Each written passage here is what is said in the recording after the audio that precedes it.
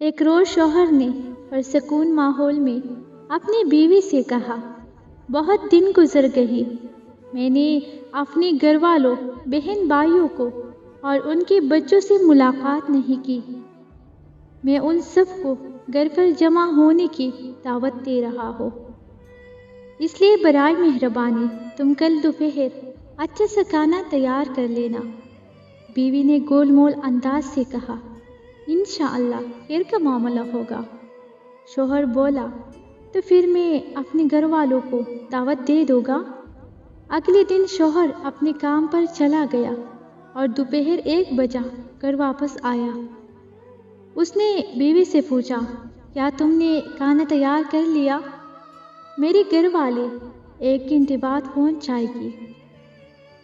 بیوی نے کہا، نہیں، میں نے ابھی نہیں پکایا، کیونکہ تمہارے گھر والے کوئی انجان لوگ تو نہیں ہیں، لہٰذا جو کچھ گھر میں موجود ہے وہی کھا لے گی۔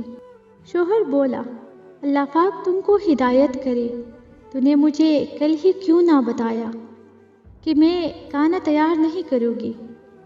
وہ لوگ 1 گھنٹے بعد پہنچ جائے گی، پھر میں کیا کروں گا؟ بیوی نے کہا، ان کو فون کر کے معذرت کر لو، اس میں ایسی کیا بات ہے؟ وہ لوگ کوئی غیر توڑی ہے، آخر تمہارے اپنے گھر والے ہی تو ہے۔ شوہر ناراض ہو کر اسی میں گھر سے نکل گیا۔ کچھ دیر بعد دروازے پر دستک ہوئی۔ بیوی نے دروازہ کھولا تو یہ دیکھ کر حیران رہ گئی کہ اس کے اپنے گھر والے ہیں، بہن بھائی اور ان کے بچے گھر میں داخل ہو رہی ہے۔ بیوی کے باپ نے پوچھا، تمہارا شوہر کہاں ہے؟ وہ بولی، کچھ دیر پہلے ہی باہر نکلے۔ باپ نے بیٹی سے کہا، تمہارے شوہر نے گزشتہ روز فون پر ہمیں آج دوپہر کے کھانے کی دعوت دی، یہ کیسے ممکن ہے کہ وہ دعوت دے کر خود گھر سے باہر چلا جائے؟ یہ بات سن کر بیوی پر تو گویا بجلی گر گئی۔ اس نے پریشانی کی عالم میں ہاتھ ملنا شروع کر دی، کیونکہ گھر میں موجود کھانا اپنے گھر والوں کے لیے کسی طور لاحق نہ تھا، البتہ یقیناً اس کے شوہر کے گھر والوں کے لاحق تھا۔ اس نے اپنے شوہر کو کال کیا اور پوچھا کہ تم نے مجھے بتایا کیوں نہیں کہ دوپہر کے کھانے پر میرے گھر والوں کو دعوت دی ہے؟